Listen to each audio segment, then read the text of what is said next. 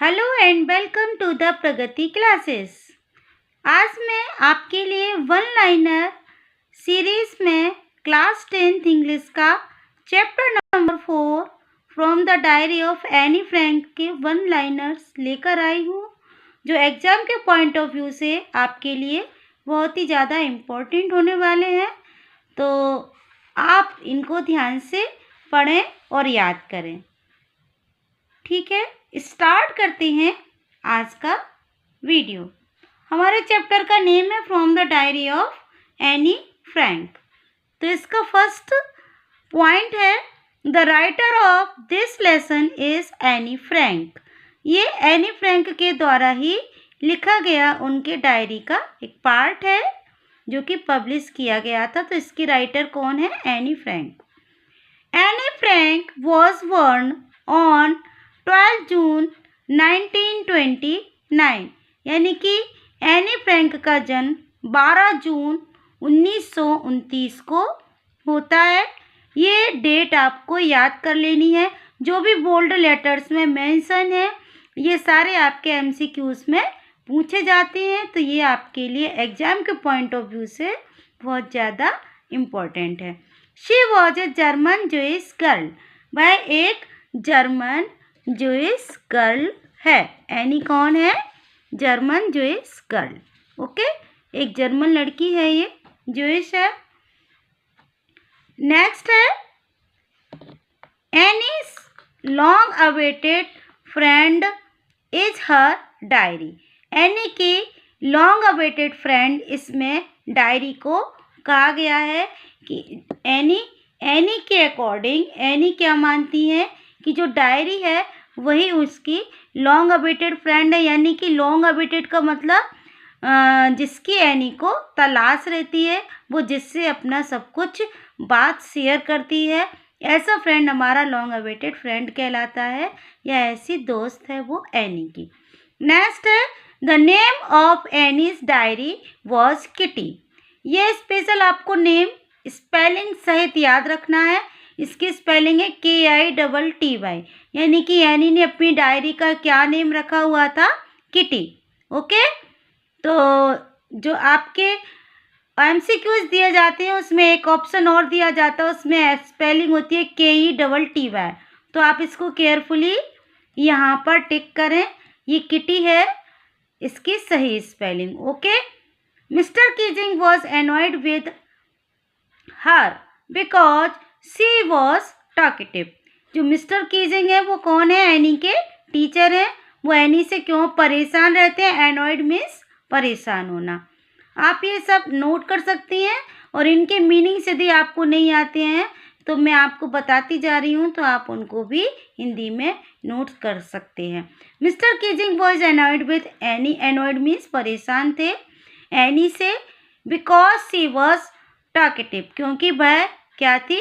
बातूनी लड़की थी और क्लास में बहुत अधिक बात करती थी। In math subject she means Anne was not sure of passing. बहुत सारे स्टूडेंट को मैथ टफ लगती है, उसी तरह एनी के लिए भी मैथ सब्जेक्ट कैसा था, उसमें एनी श्योर नहीं थी कि वो पास भी हो पाएगी। Paper has more patience than people. Next हमारा पॉइंट है paper has more patience than people. ये किसका मानना रहता है? ये एनी लिखती हैं कि पेपर में लोगों से अधिक पेशेंस होता है, क्योंकि पेपर पर वो सारी बातें अपनी राइट डाउन कर सकती है, लिख सकती है, और जो लोग होते हैं आसपास उसके, उनको उनकी बातें सुनना अच्छा नहीं लगता है। तो इसीलिए उसने एनी ने ऐसा लिखा है कि paper has more patience than people. लोगों से अधिक ज़्यादा धैर्य, पेशेंस मीन्स धैर्य, किस में होता है? पेपर में होता है। The narrator wrote the poem about the ducks. इसमें एनी किसके ऊपर पोएम लिखती है? डक्स के ऊपर। नरेटर कौन है इसमें? एनी है।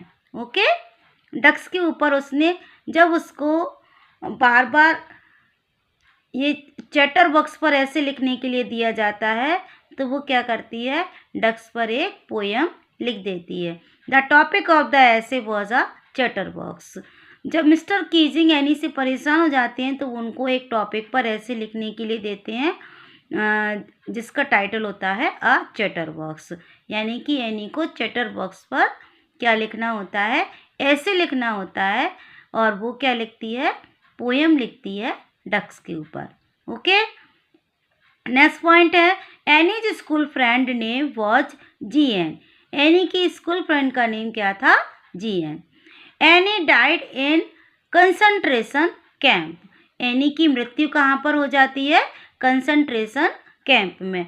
वॉर के टाइम में इनको कंसंट्रेशन कैंप में रहना पड़ता है और वहीं पर एनी की डेथ हो जाती है।